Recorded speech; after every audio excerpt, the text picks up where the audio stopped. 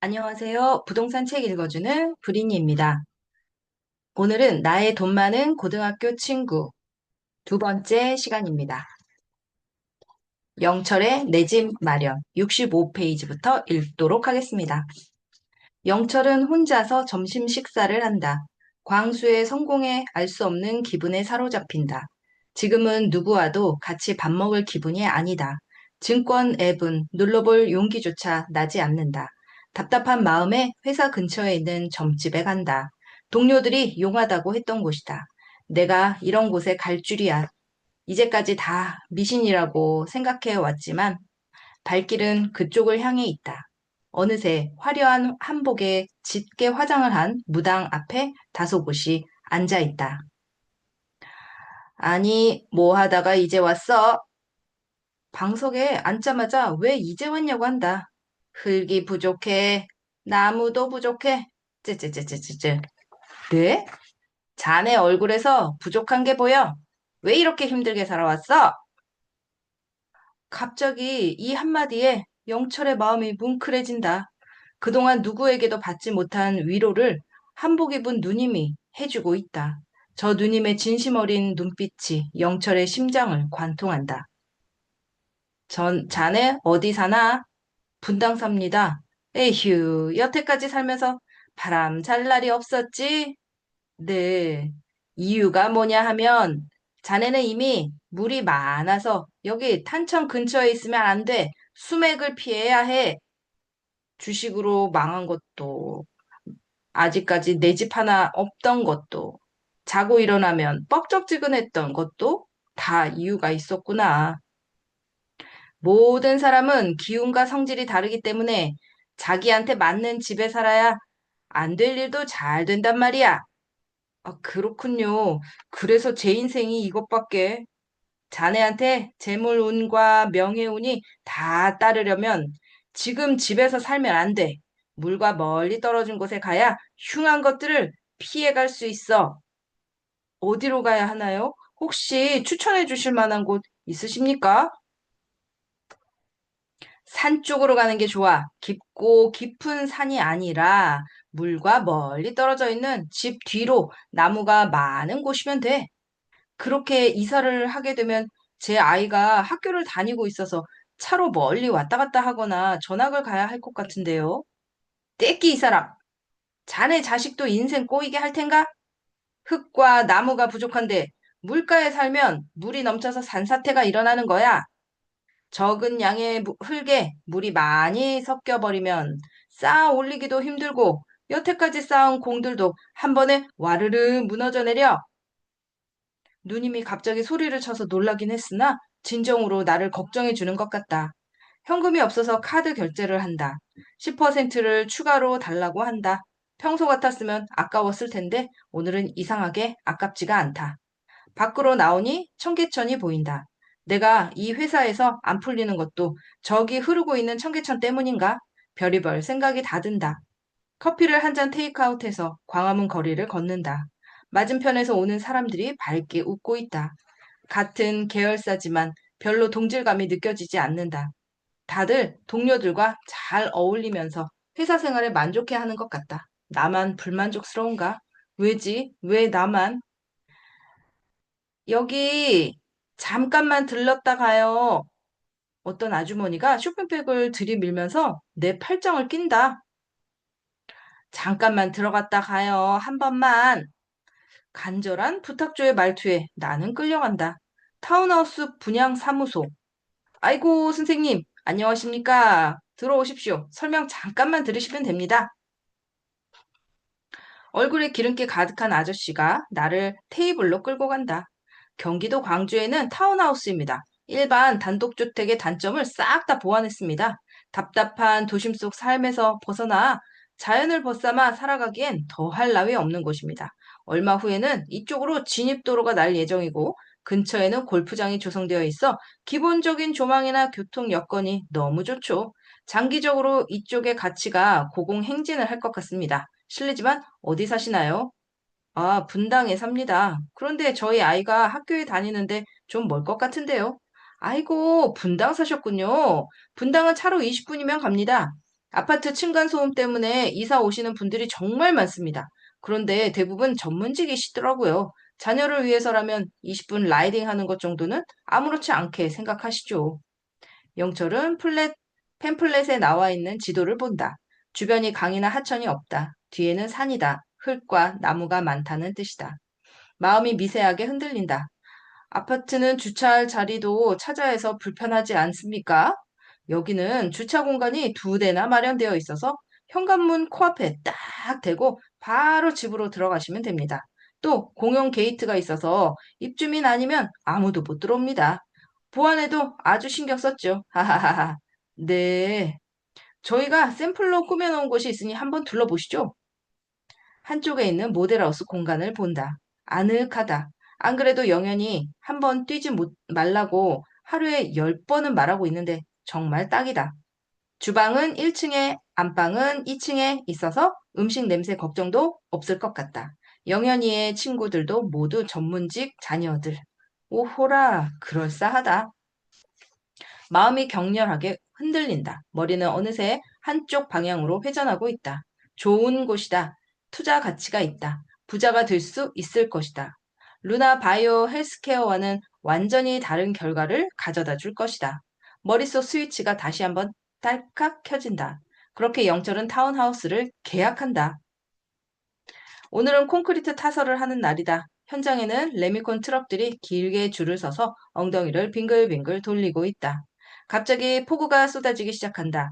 현장 소장이 걱정스럽게 하늘을 보며 말한다. 금방 그칠 것 같은 비가 아닌데. 광수 사장, 오늘은 안 될 것 같아. 네, 소장님, 철수하는 걸로 할게요.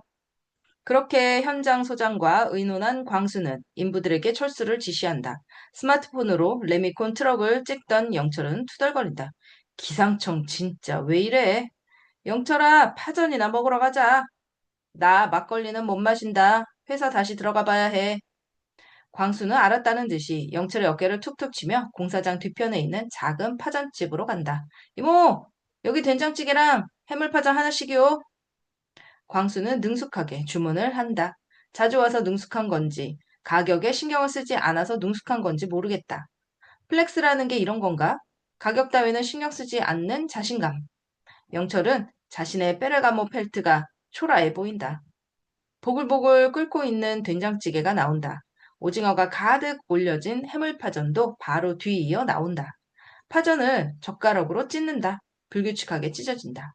광수가 파전을 한 점 집으며 말을 꺼낸다. 네가 샀다는 그 주식 내가 좀 알아보니까 완전히 사기는 아닌 것 같고 이제서야 뭔가 시작하는 회사 같던데? 조만간 한번 직접 가보려고. 알아봤구나. 나는 그냥 다 포기하고 있었는데. 청약 통장도 깨고 와이프 몰래 얼마나 열심히 모은 비상금인데. 에휴, 죽겠다. 돈 언제 다시 모으냐? 묵직한 공기가 주변을 맴돈다. 광수야, 티끌모아 태산이라는 말이 맞는 말이야? 월급은 조금 쓰고 나면 남는 게 없어.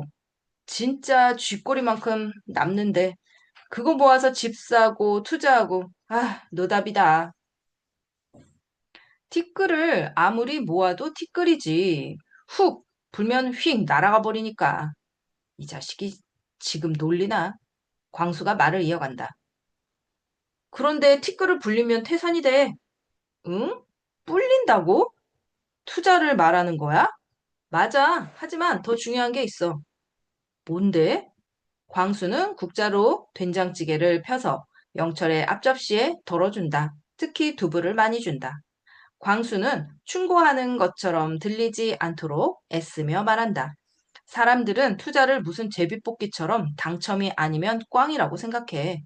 살짝 찔린다. 아무렇지도 않은 척, 태연한 척 해본다. 그래서 그리고 뭘 해야 돈 벌지? 하면서 찾아보다가 이런 거 해야 돈 버나 보다 나도 해봐야겠다 라고 해. 그러다가 또 누가 돈을 벌었다고 하면 저런 것도 있네? 저것도 한번 해볼까? 이런 식이야. 이러다가 흐지부지 되는 경우가 대부분이지. 크게 찔린다. 영철은 그게 바로 나야 다 라고 말은 못하고 괜히 다른 사람들 얘기인 척 맞장구를 친다. 그런 사람들 주변에서 많이 봤어. 사람들은 성공하고 싶다에서 더 구체적으로 돈을 많이 벌어야겠다라고 목표를 재설정하지만 아무리 목표를 바꾼다 해도 과정이 바뀌지 않는다면 인생 또한 절대로 바뀌지 않지. 그게 재테크랑 무슨 상관인데? 돈을 불리기 위해서는 그동안의 습관과 생각을 모두 버려야 한다는 뜻이야. 신축 건물을 짓기 전에 기존에 있던 건물을 다 부수는 것처럼 사람들은 인생을 바꿔보려고 설계 단계에서 나는 어떻게 변할 것이다 라는 그럴듯한 계획을 세우지만 결국에는 최소한의 비용과 시간을 계산하기 때문에 실제로 철거를 실행하기에는 불편하고 어려운 게 사실이야. 내가 뭐 잘못한 게 있나? 무엇을 바꾸라는 거지? 영철이 생각하는 사이 광수는 이어서 말한다. 모두가 빨리 부자가 되고 싶어 하잖아. 그렇지. 늙어서 부자가 되어봐야 아무 쓸모 없으니까. 빨리 부자가 되려고 하는 것은 빨리 스테이크를 굽겠다는 것과 마찬가지야. 파전 먹다가 갑자기 무슨 스테이크 얘기야? 스테이크를 빨리 먹고 싶다고 센 불에 스테이크를 구우면 속이 익기도 전에 겉이 다 타버리잖아. 겉면은 타서 못 먹고 속은 아예 익지도 않아서 못 먹으니까 그냥 다 버리게 되는 셈이지. 탄 부분을 걷어내고 다시 구우면 되잖아. 그만큼 먹을 수 있는 스테이크의 양도 적어지고 시간도 길어지고 음식물 쓰레기도 나오지. 마치 쓰러져가는 건물의 철거 비용과 시간이 아깝다고 그 위에 증축을 하다가 무너지는 경우와 비슷해. 내가 건축쟁이라서 이렇게 비교하게 되네. 광수와 영철은 밥을 크게 한 숟갈 떠먹는다. 그럼 난 어떻게 해야 하지? 영철아, 나도 정답은 모르지만 넌 시그니엘을 살 정도로 성공했잖아. 아, 마음속에 담아놓았던 말이 튀어나왔다. 다시 주워 담고 싶다. 하지만 안타깝게도 그럴 수 없다. 이왕 말한 거 한 수 접고 들어가야겠다. 영철은 솔직하게 물어보기로 한다. 지금 상황에서 뭘 해야 하는지 알려주라. 돈 버는 법. 돈 버는 법은 너무나 다양한데 우선 아까 말한 철거부터 하고 기반 공사를 해야 하는데 광수야, 우리 이제 마흔이야. 그러기엔 좀 늦은 것 같지 않냐? 미안한데 영철아, 방금 네가 나한테 했던 돈 버는 법에 대한 질문을 받을 때마다 같은 대답을 해줘. 그런데 다들 핑곗거리를 하나씩 만들어. 늦었다, 나이가 많다, 시간이 없다, 바쁘다, 몸이 아프다 등등. 그런 핑곗거리들 말이야. 약간 기분이 나쁘다. 핑계가 아니라 진짜로 늦었다고 생각하기 때문이다. 두 수 접고 들어가 본다. 그래, 핑계 안 만들게. 지금이라도 늦지 않았단 뜻이지? 물론이야, 우리 인생은 길어.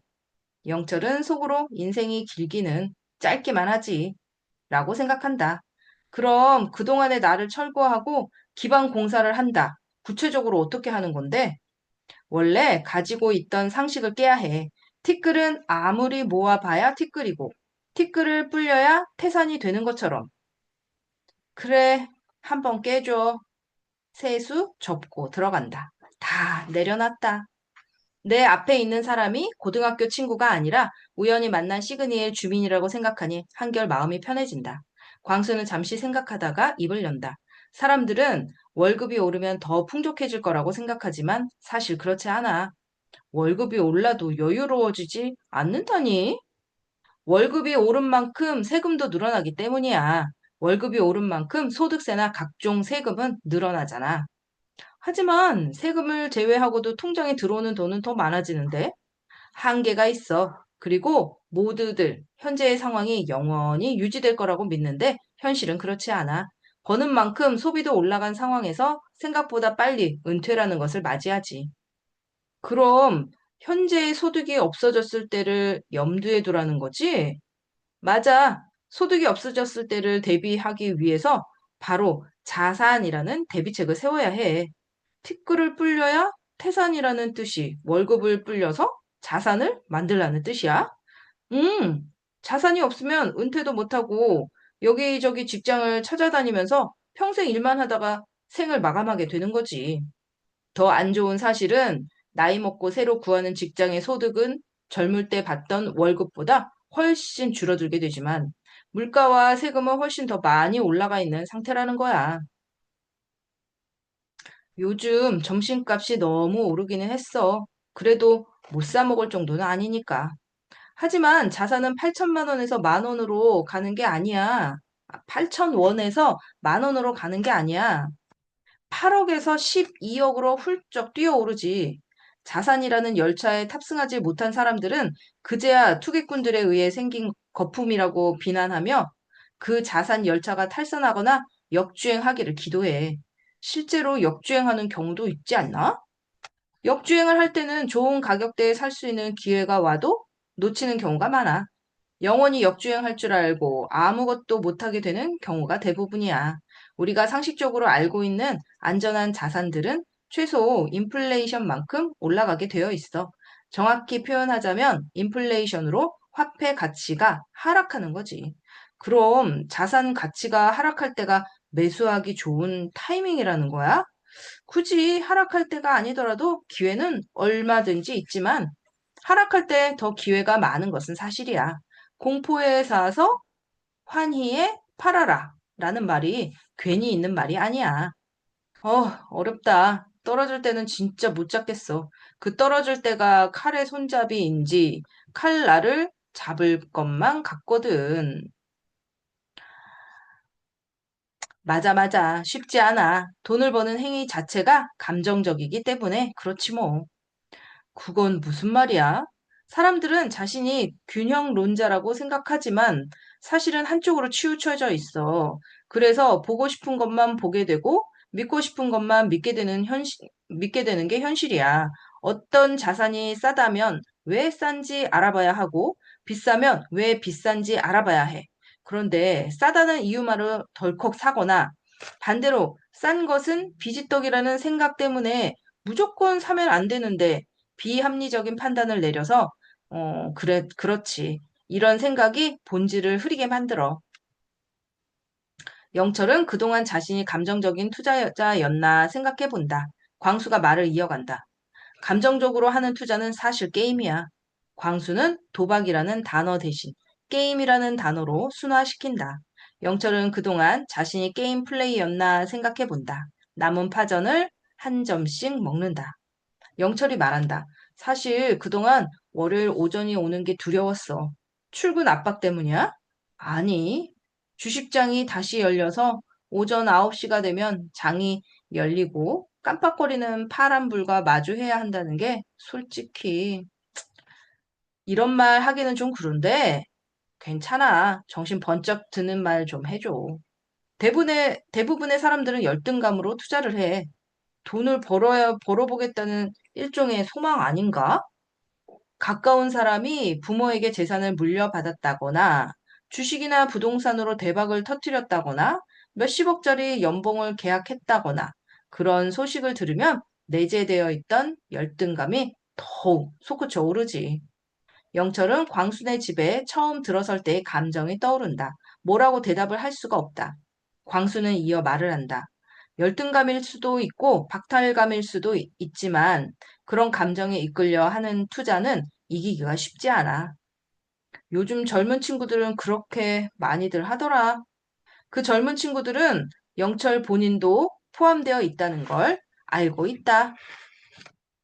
영철이 너네 회사에도 한방 노리는 사람들 많아졌지? 노동소득주의에서 자본소득주의로 바뀌었으니까. 맞아. 노동의 가치가 많이 떨어지긴 했어. 더 쉽게 벌고자 하는 욕망이 뚜렷해진 거야. 하지만 내 생각엔 반대로 노동의 가치가 올라가고 있다고 봐. 다들 노동을 꺼리다 보니 오히려 노동자의 월급은 올라가고 월급이 올라간 만큼 노동의 가치도 올라갔다고 볼 수 있지. 그런가? 다들 노동을 폄하하는 분위기던데. 자산 경기가 호황일 때는 그렇지만 불황일 때는 다들 역시 월급쟁이가 최고다라는 말을 해.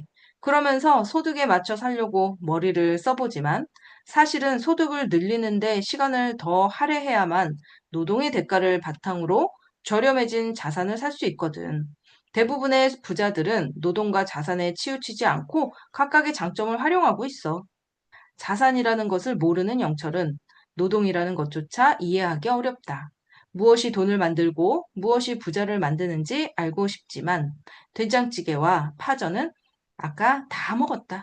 밑반찬까지 다 먹었다. 물도 다 마셨다. 광수가 계산을 한다. 영수증 드릴까요?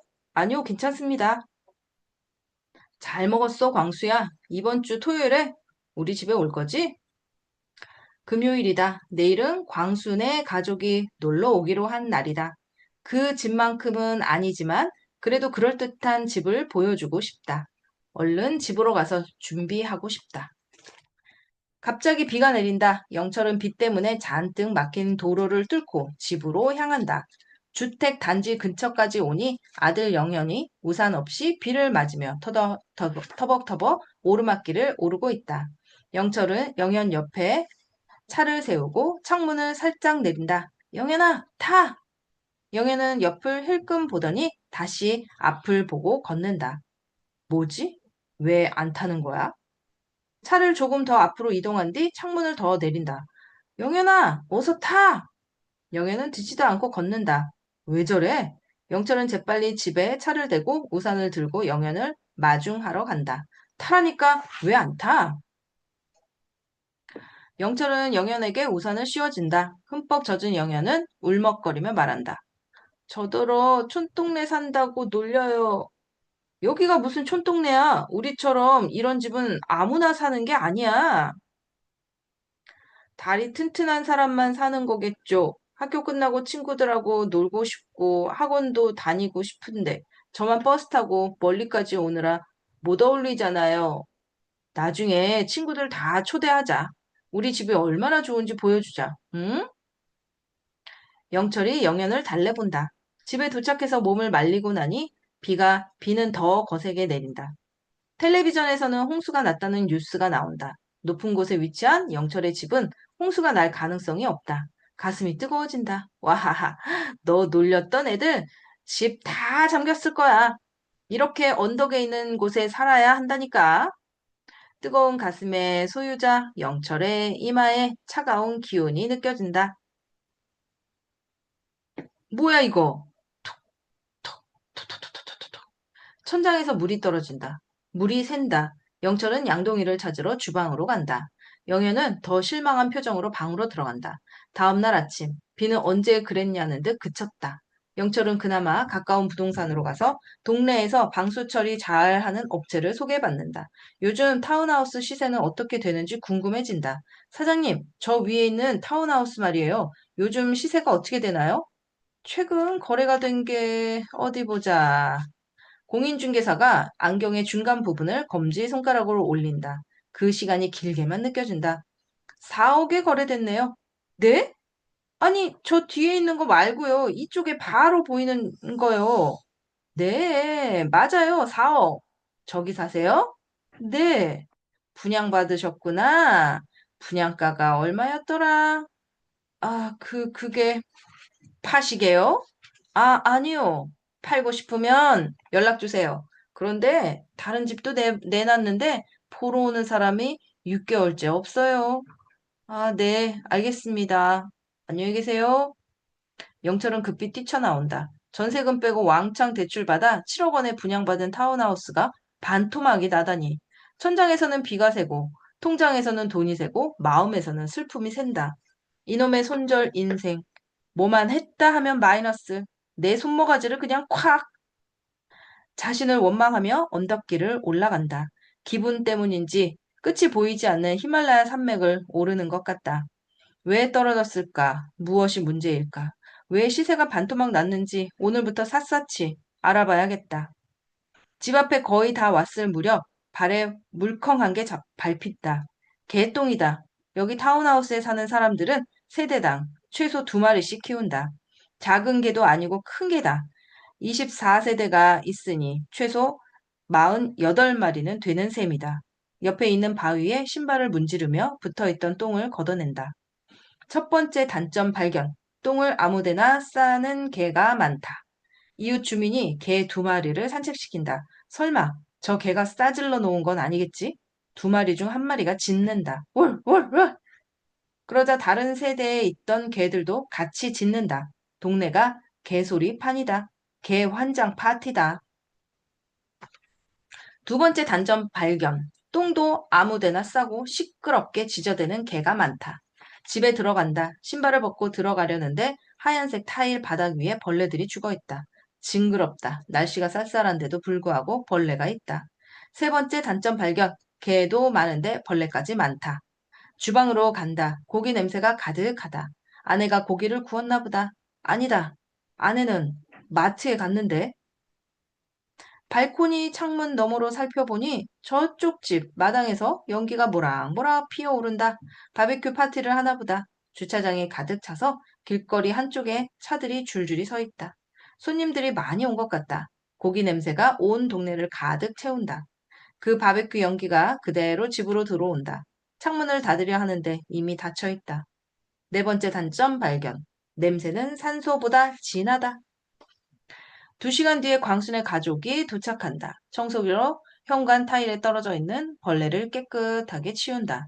침대 위에 뭉쳐있는 이불을 펼쳐서 한번 높이 털었다가 살포시 내려놓는다. 이렇게 쭉 펴진 이불을 보는 것도 오랜만이다. 화장실에 떨어진 머리카락을 주워 변기에 버린다. 거울에 튄 양치질의 흔적을 깨끗이 지운다. 식탁 위에 올려져 있던 잡다한 것들을 서랍 속에 집어넣는다. 시든 화분은 마당으로 치운다. 마트에서 돌아온 아내는 음식 준비를 한다. 밀키트 포장을 쭉쭉 뜯고 냄비에 털어 넣는다. 끓인다. 준비가 끝난다.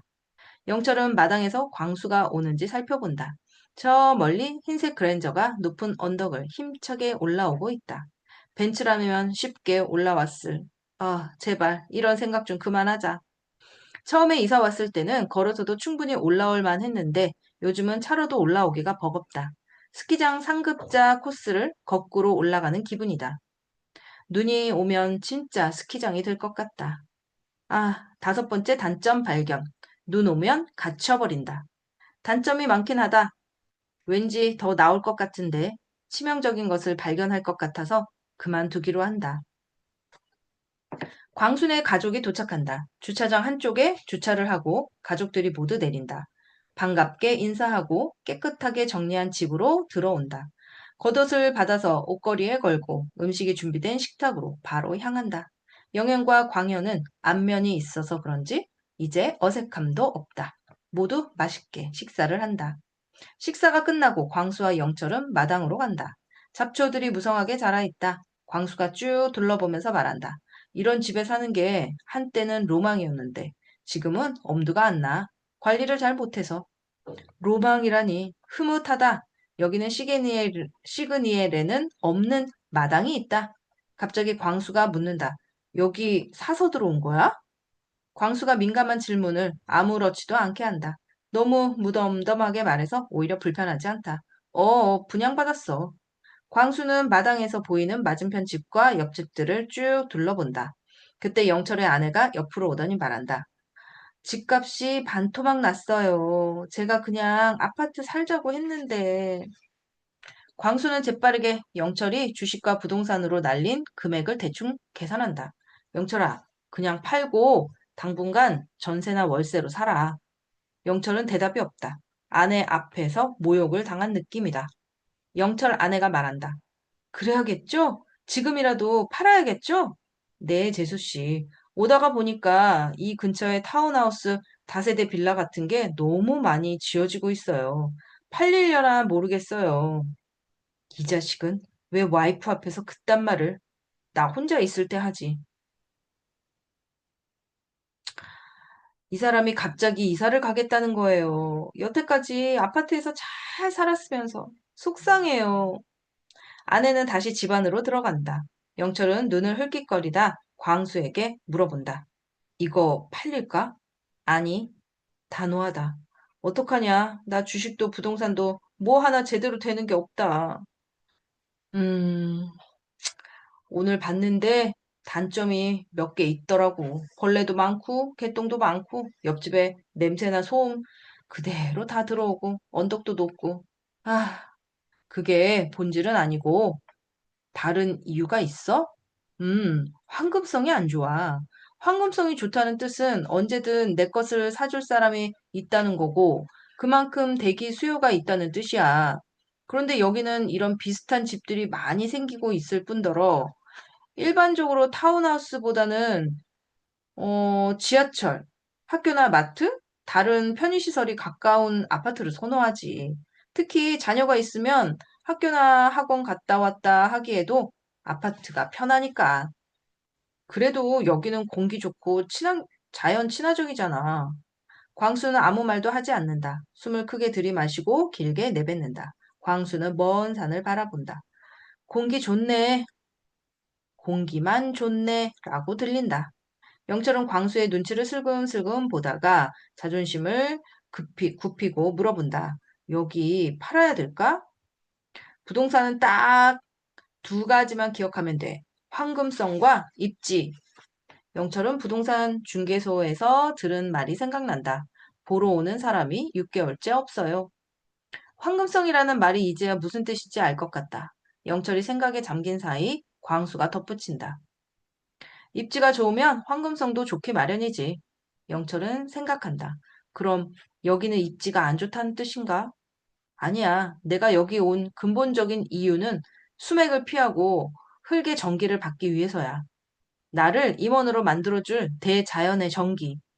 마당이라 하기에도 정원이라 하기에도 애매한 잔디밭을 밟으며 걷는다. 자주 나와서 운동도 하고 파티도 할 것 같았던 이 잔디밭은 벌레 서식지가 되어버린 지 오래다. 건너편 집은 아직도 연기를 뿜어내며 고기를 굽고 있다. 저쪽 다른 집에서는 펜스 안에 있는 개들이 지나가는 다른 개들을 보며 짖는다. 영철은 멀리 보이는 산을 보며 말한다. 우리 애는 어쩌냐. 너야 물려줄 거 많아서 걱정 없겠지만 영현이는 전문직의 길을 걸었으면 좋겠어. 전문직도 좋긴 하지. 하지만 그 길이 아니더라도 너무나 좋은 길들이 많아. 영철은 그동안 광수에게 하고 싶었던 말을 속 시원하게 하기로 한다. 광수야, 솔직히 말할게. 나 같은 월급쟁이들은 그런 말이 현실적으로 와닿지가 않아. 너처럼 이미 성공한 사람이나 할 수 있는 말 아니야? 요즘 아무리 의사, 변호사가 흔해졌다고 하지만 넘을 수 없는 벽이라고. 내가 말하는 길은 불을 쌓기 위한 길만을 의미하는 건 아니야. 인간에게는 우등, 열등이라는 게 없어. 단지 우등 의식과 열등 의식만 있을 뿐이지. 직업에도 귀천은 없어. 귀천 의식만 있을 뿐이야. 그럼 귀천 의식은 누가 만들어내는 걸까? 본인이 만들어내는 거야. 그렇게 교육받았다. 그렇게 사회가 의식하도록 만들었다는 것은 핑계에 불과한 거지. 그렇게 느끼는 것은 본인이니까. 그건 네가 지금 부자라서 그래. 갑질당하면서 막노동을 해본 사람만이 안다고. 광수는 컨테이너에서 숙식하던 시절이 떠올랐지만 불필요한 논쟁이 될 것 같아서 말을 삼켰다. 영철아, 학교와 인생의 차이점이 뭔지 알아? 뭔데? 학교는 먼저 배운 다음에 시험을 보고, 인생은 먼저 시험을 보고 나서 배워. 배운 것을 외워서 시험 보는 학교와는 달리 인생에서는 마음먹기에 따라 의식을 확장하고 사고를 전환할 수 있다고 생각해. 말로는 그럴 수 있지만 대한민국 대부분이 나 같은 직장인이나 영세 상인들로 구성되어 있는데 그런 확장이나 전환은 어려울 수밖에 없어. 많은 사람들이 달걀을 한 바구니에 담을지 여러 바구니에 담을지 어느 바구니에 담을지 고민을 하지. 하지만 달걀을 낳은 닭은 한 마리만 가지고 있어. 다시 말하면 달걀의 분배보다 더 중요한 것은 닭의 생사라는 거야. 그 한 마리가 죽으면 끝이네. 결국 전문직이든 회사원이든 사업가든 여러 마리의 닭을 소유하는 것에 집중해야 하지. 아, 그리고 어제 루나 바이오 헬스케어 회사에 직접 다녀왔어. 뭐? 그 사기꾼 회사? 아니야. 막상 가보니까 예상한 것과 달랐어. 연구원들이 정말로 열심히 약품 개발에 매진하고 있었어. 그거 다 쇼야. 보여주기라고, 이 사기꾼 자식들. 그 회사 사장님은 억울해하더라고. 자신들은 아무 짓도 안 했는데 어떤 작전 세력의 주가 조작에 나쁜 회사가 되어버렸다는 사실에. 미미하지만 실제로 일부 샘플에서 발모 실험에 성공하기도 했더라고. 직접 확인했어. 언제가 될지는 모르겠지만 잘 될 것 같다는 확신이 있어서 그 회사 지분 30%를 바로 매입했지. 저평가되어 있다고 판단했거든. 야, 사기라니까 내 책임 아니다. 난 몰라. 으휴, 도대체 왜 이러는 거야? 그때 광수의 핸드폰이 울린다. 영철의 팀장이다. 안녕하십니까? 광수 사장님. 저 영철 과장의 팀장입니다. 아, 안녕하세요, 팀장님. 별일 없으시죠? 그럼요, 그럼요. 드릴 말씀이 있어서요. 네, 말씀하시죠. 팀장이 한 박자 쉬고 말한다. 저희 그동안 식사도 한번 안 하기도 했고, 명절 선물도 보통 보내주시는데, 광수 사장님 회사만 안 보내주셔서요. 광수는 여기까지 듣고는 통화 좀 하고 오겠다고 영철에게 손짓한다. 그동안 이 업을 해오면서 선물이나 식사 때 참여하지 못하신 분들이 오해를 한 적이 몇 번 있어서 얼마 전부터는 자제하고 있습니다. 그런데 말이죠. 제가 궁금한 게 있는데 혹시 저희 회장님과는 아는 사이입니까? 개인적으로는 친분이 없지만 계열사 공장을 시공할 때 몇 번 배워서 안면은 있습니다. 좀 이해가 안 가는 게 회장님처럼 깐깐하신 분이 왜 영세한 건설사를 선택했는지, 그리고 영철 과장이랑 친구인 것도 참 이상해서요. 의심하는 건 아닙니다. 하하하. 무슨 말씀이신지 느낌이 싸하다. 광수는 바로 통화 녹음 버튼을 누른다. 갤럭시를 끝까지 고집하는 것도 이 기능 하나 때문이다. 영철 과장이 매일 광수 사장님 만나면서 뭘 얻어먹고 다니는지, 뭘 받고 다니는지 알 수 없잖아요. 저도 나름 신사업 건설 프로젝트 팀장인데, 좋아하는 식사 자리 한 번 없고, 명절 선물도 없고, 음, 요즘도 이렇게 대놓고 요구하는 사람들이 많다. 조만간 식사 한번 하시죠, 팀장님. 이제 대화가 좀 통하는군요. 다음 날, 광수는 현장 소장에게 녹음 내용을 들려준다. 팀장의 요구를 알아챈 현장 소장이 중얼거리듯 말한다. 생각보다 늦게 연락이 왔네. 그죠? 그때 그 팀장 여기 왔을 때 다른 사람들은 현장을 둘러보는데 그 팀장만 다른 곳에 신경이 쏠려 있었어. 맞아요. 회의할 때도 자꾸 회식하자고 하고 끝나고 한잔 하자고 하고요. 광수 사장, 내가 그 사람 만날 테니까 신경 쓰지 마. 소장님이요? 이런 건 내가 전문이야. 이 바닥에서만 30년인데 뭐. 이틀 뒤 현장 소장이 약속 장소로 간다. 팀장이 먼저 도착해서 앉아 있다. 허름한 노포의 기분이 이미 상했다. 안녕하세요, 팀장님. 저 기억하시죠? 네, 소장님. 근데 광수 사장님은? 아, 시간이 없어서 제가 대신 나왔습니다. 주문하겠습니다. 여기 갈매기살 2인분이요. 소주도 한 병 주세요. 서로 한 잔씩 따라주더니 팀장이 말한다. 광수 팀장이, 광수 사장님이 뭐라고 하던가요? 맛있는 저녁 식사를 대접해 드리라고 하더군요. 다른 말은 없었나요? 소장은 대답 없이 소주 뚜껑을 따라락 소리를 내며 딴다. 팀장의 잔을 채우고 자신의 잔도 채운다. 소장은 인자하게 웃으며 말한다. 저랑 광수 사장은 같이 일한 지가 10년이 넘습니다. 그래서요. 상대가 발주처든 협력 업체든 사적으로는 작은 어떤 것도 주고받지 않겠다고 약속했어요. 참, 융통성 없으시네. 이래서 무슨 대기업 상대를 하겠다고 지금 이거 공적인 자리입니다. 사적인 자리가 아니에요.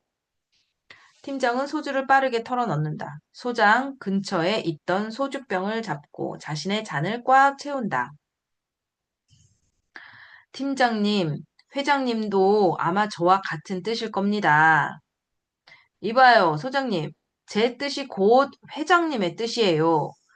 회장님에 대해 잘 알지도 못하면서 뭐, 에휴, 쯔쯔쯔. 저는 회장님과 팀장님을 매우 공정하고 합리적인 분으로 알고 있습니다. 그리고 회사를 정직하게 운영하는 분들로 기억하고 싶어요. 큰 회사와 일개 작은 회사의 관계지만 깨끗하고 투명한 신뢰를 바탕으로 일하고 싶습니다. 허허, 지금 나 협박하는 겁니까?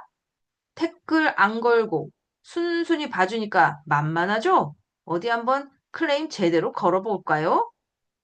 소장님, 사람 너무 물렁하게 봤어. 쓴맛 매운맛 보여줄 테니까 기대하쇼. 팀장은 소주를 쭉 마시더니 소주잔을 철판 테이블에 탁 소리가 나도록 내려놓는다. 가게 전체가 울릴 정도다. 그러더니 바로 짐을 챙겨 나간다.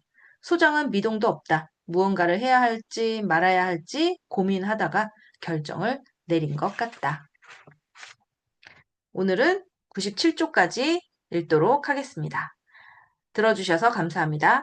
부동산 책 읽어주는 구린이었습니다. 감사합니다.